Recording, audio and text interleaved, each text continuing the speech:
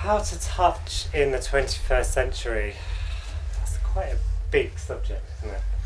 So I'd like to start by asking you a question. How would you like me to touch you right now? Would you be able to tell me the best possible kind of touch that you could have for yourself in this moment right now? Even as you're thinking about it, I imagine there may be some little qualifiers creeping in. Should I ask for something I think he'll be okay with? Am I allowed to ask for that? Is that appropriate? What if he says no to what I ask for? What if he says yes and then I don't want to do it?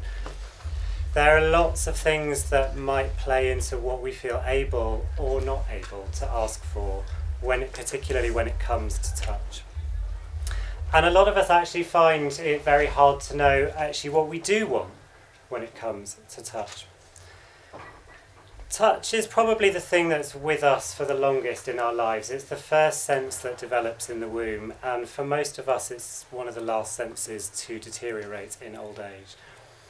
And it's crucial for our well-being. In fact, it's so crucial that children who don't get touched literally die. So you'd think that for something that's so fundamental to the well-being of our species, we'd have figured out a slightly better understanding of how to do it in a way that doesn't cause quite so much confusion or difficulty, or even for some of us trauma. Our current approach to touch and consent doesn't really seem to be serving us very well. So it feels like it's time to reinvent how we look at it. So I'm going to talk tonight about an approach to touch and consent which I use and I teach, and it's called the Wheel of Consent, and it was developed by one of my teachers, Dr. Betty Martin. And I'm going to start by talking about hugs.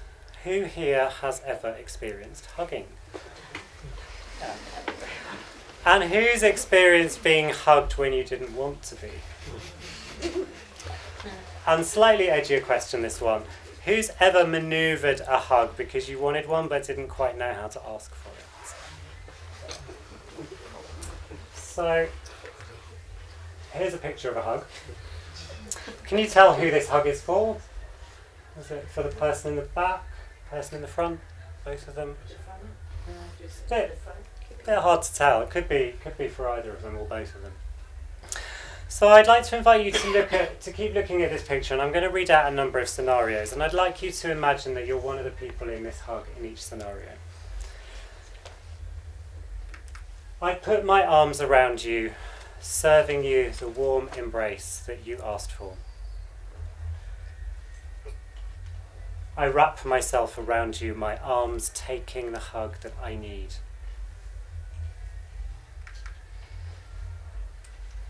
I allow you to put your arms around me.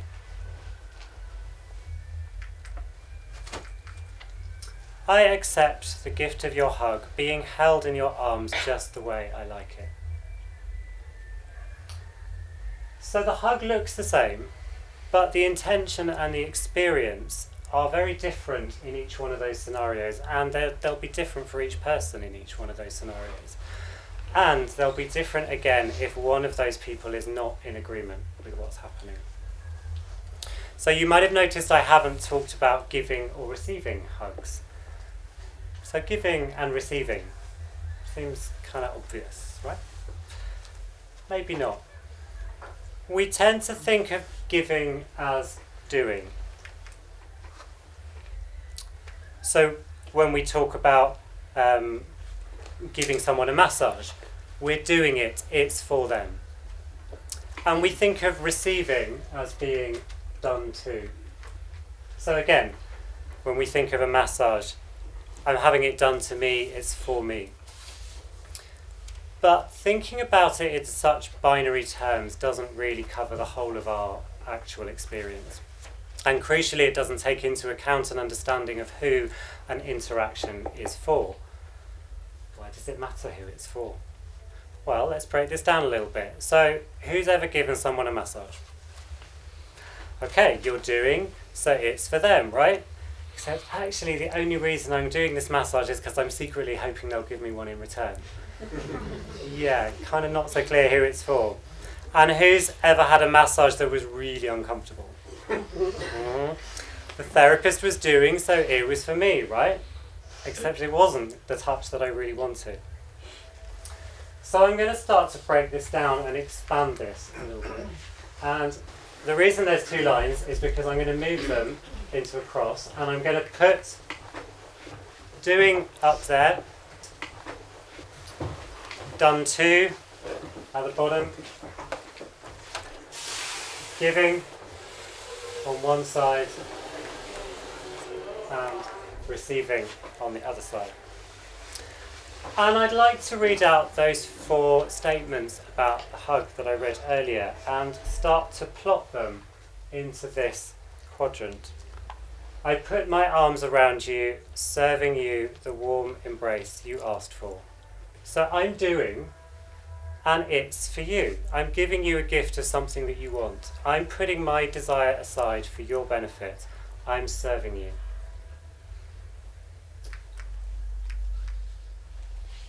I wrap myself around you, my arms taking the hug that I need. So I'm doing, but it's for me. I'm putting my desire first, and I'm receiving the gift of what I want by taking action for it.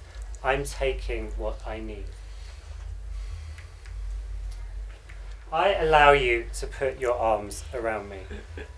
I'm being done to, and it's for you. I'm giving you the gift of access to me while staying responsible for my own limits. I'm allowing. I accept the gift of your hug, being held in your arms just the way I like it. I'm being done to, and it's for me. I'm putting my desire first, and I'm receiving a gift of what I want. I'm accepting the thing I want. Hopefully, what a good massage should be. So where does consent come into all of this?